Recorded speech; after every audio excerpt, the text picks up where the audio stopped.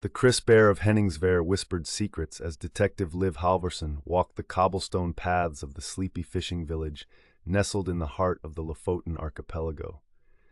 Despite the majestic views of the Arctic Circle and the serene isolation, an uneasy feeling clawed at the edges of her consciousness.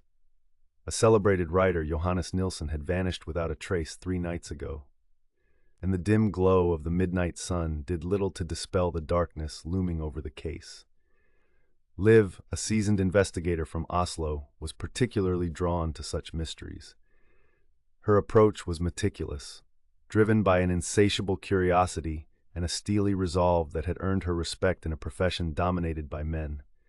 As she stood on the docks, gazing at the marine layer that seemed permanently settled over the waters, she felt the weight of urgency pressing down. Her first visit was to the rickety home of an old fisherman, Henrik Larsson, known for his uncanny ability to sense the undercurrents of the town.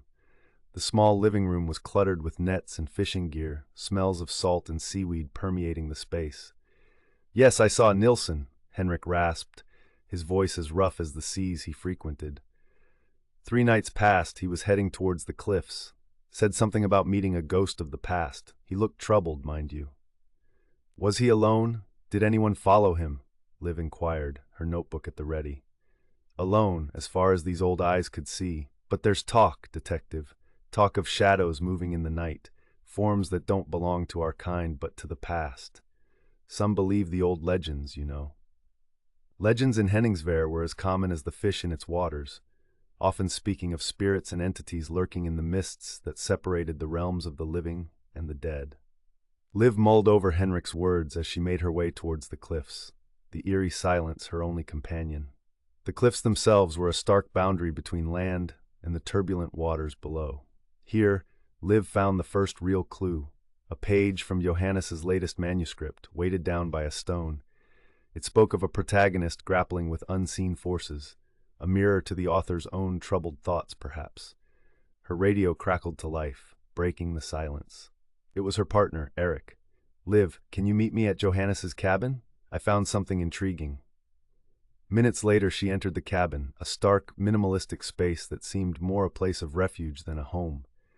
Eric pointed towards the desk, littered with photos and notes. "Look at this," he said, handing her a faded photograph of Johannes with another man, both much younger and fiercely jovial.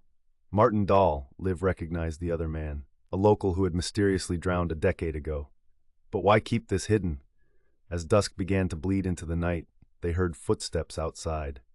In a moment, the door creaked open and a haggard figure stepped in, trembling from both the cold and palpable fear. It was Johannes, alive but barely.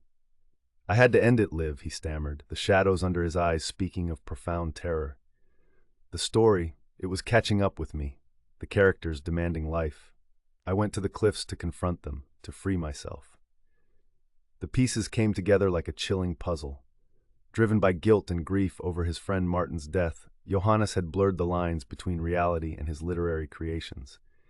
He had tried to rewrite the ending but found himself lost in his imaginary world, haunted by both the past and his characters. Liv offered him a blanket and a comforting hand.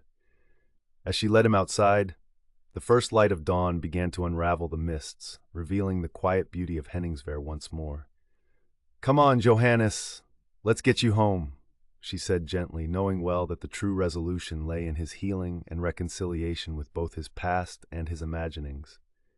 As they walked back through the village, Liv felt the air clear, the whispers in the mist settling into tranquil silence.